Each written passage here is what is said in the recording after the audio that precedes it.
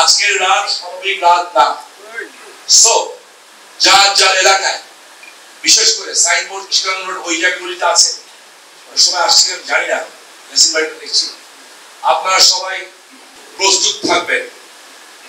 আওয়ামী লীগ সহ যত দল সিদ্ধান্ত নিয়েছে জামাত এবং শিবিরকে বাংলাদেশে ব্যান্ড করা হবে, এটা আরো অনেক আগে করা উচিত ছিল।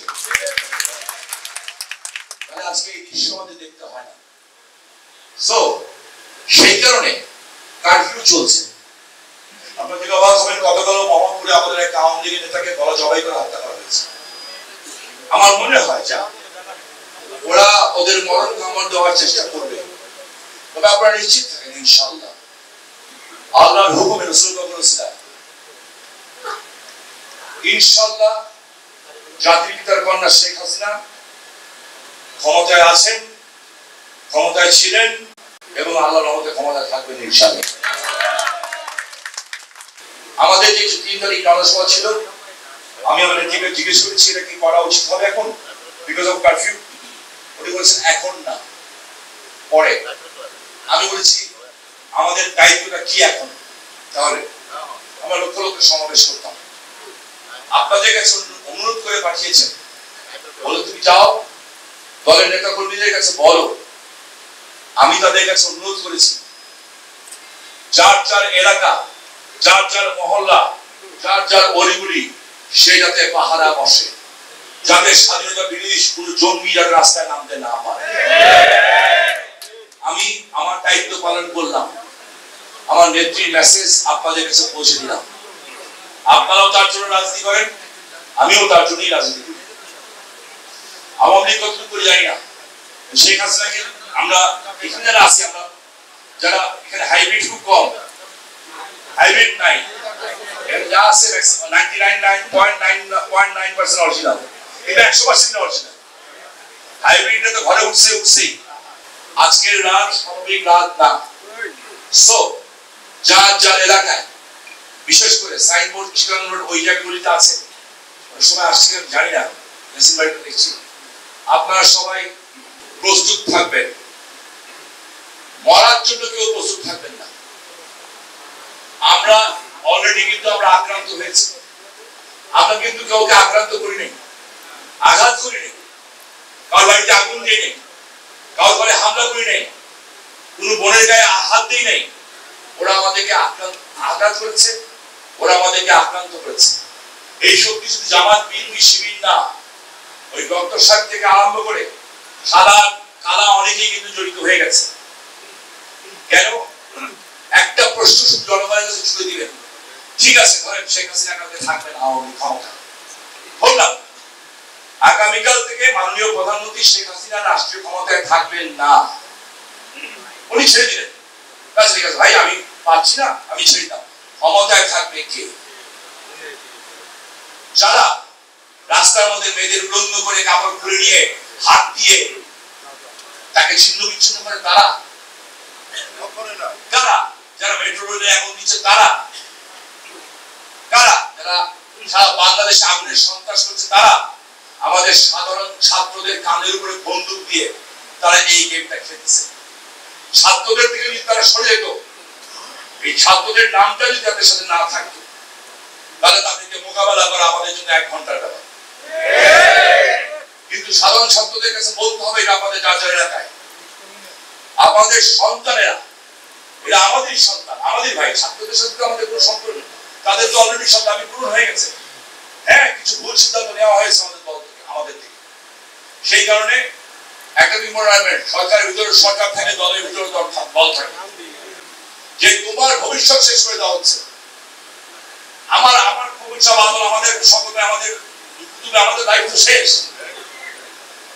বাট এই ইয়াং জেনারেশন, তাদের লাইফ শুরু হচ্ছে। They destroy their life. তারা ওদের লাইফটাকে শেষ করে দেওয়ার চেষ্টা করা হচ্ছে। বন্দুকটা রাখছে ওদের কাঁধে, এবং এর সাথে জড়িত কারা? চরম লেফটিস্ট এন্ড চরম রাইটিস্ট। লেফটিস্টটা এসে প্রথমে কিছু মেয়ে আর ছেলে এসে পল্টনের সামনে দাঁড়িয়ে স্লোগান দিচ্ছে, এবং ঠিক ওই সুযোগে এসে জঙ্গিরা ওখানে জায়গাটা অ্যাটাক করছে। They are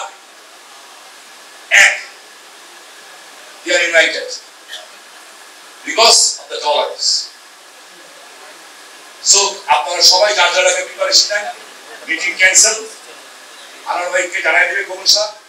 আপনারা আমি আমার বাবল খোকন সাহেবকে অনুরোধ করবো, আপনারা জয়শঙ্কর ভাইকে অনুরোধ করবো, আমাদের শাহদিনা আপনারা যারা আছেন সিনিয়র আপনাদের অনুরোধ করবো, আপনারা চক্কর দিবেন তাদের থেকে যুবলীগ ছাত্রলীগ সবাইকে, যে আপনারা অনুরোধ করবো যার যার এলাকায় স্ব এলাকায় আজকে রাত, কালকে দিন, কালকে রাত, পরশু দিন, এই কয়েক দিন আপনারা নিজেই টের পাবেন, আপনারা অবস্থান নেন। কিন্তু কোন অবস্থাতে এমন ভাবে অবস্থান নেবেন না যে আপনাদের কোন ক্ষতি হয়ে যায়। যার যার মতো করে অবস্থান নেবেন, বুঝাই বলতে পারছি? হ্যাঁ, যদি কেউ বঙ্গবন্ধুর সৈনিকদের আঘাত করতে আসে, এই হাত দিয়ে আঘাত করতে আসবে, সেই হাত দিয়ে কেউ ফেরত না চায়, এটা মাথায় রাখবেন।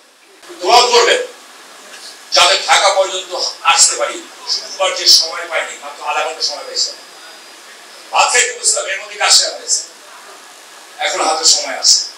এইখানেও দু একজন হয়তো খবর যাবে, যারা যারা নারায়ণগঞ্জে মনে করবেন আমার বাস পুড়িয়ে ফেলেছেন, 26টা নিজামের পার্ক পুড়িয়ে ফেলেছেন, আওয়ামী লীগ অফিস পুড়িয়েছেন, দোকান লুট করেছেন, তাদের উদ্দেশ্যে বলতে চাই আপনাদের বাড়ি ঘর ব্যবসা বাণিজ্য সব ঠিকানা আমাদের নেওয়া হয়ে গেছে।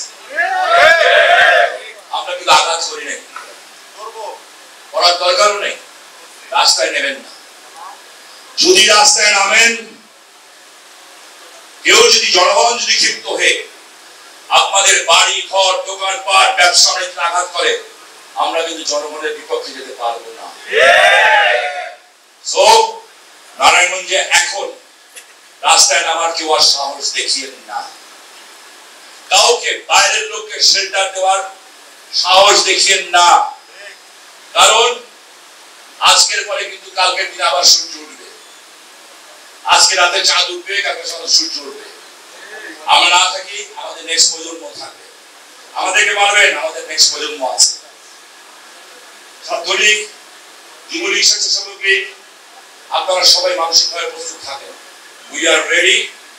আমাদেরকে বলবেন কখন দাওয়াত খাইতে আসতে হবে, এমন দাওয়াত খামু যাতে জীবনে আরো কারো দাওয়াত না দেয়। আমরা মেসেজটা দিয়ে দিলাম, কিন্তু আমরা কাউকে কিছু ক্ষতি করতে চাই না। আর একটা জিনিস মাথায় রাখবেন, সাধারণ ছাত্ররা আমাদের সন্তান, আমাদের যার যার এলাকায় এই হিসাব বিশাল। শেখ হাসিনা না থাকলে বাংলাদেশ কালকে আফগানিস্তানের চেয়ে ব্যর্থ একটা দেশ হবে। সব কথার কারণ আছে। আর ডক্টর সাহেব ফ্রান্সে বসে বলে না যে আগামী নির্বাচন দিতে হবে ইউনুসের মতো লোকেরা, সুদখোরেরা। সো সমস্ত শক্তি এক হয়েছে কার বিরুদ্ধে? জাতির পিতা কন্যা শেখ হাসিনার বিরুদ্ধে। আমরা বলতে চাই, ৭১ বহু বড় বড় শক্তি আসছিল, এই আমাদের এই ভাইরা মুক্তিযোদ্ধা, এরা যুদ্ধ করে দেশ জয় করে দিয়েছিল। তারা গোনালা বন্দুকও দেখেনি, তখন গোনালা বন্দুকও দেখে নাই। আমরা তো বহু বন্দুক দেখছি, তারা দেখে নাই। এবারও তারা এক হয়েছে, কিন্তু আসুক ইনশাআল্লাহ, সত্যের জয় হয়েছে, অতীতে হবে, এবার আমরাই জিতবো ইনশাআল্লাহ। কিছু ক্ষয় করতে হবে।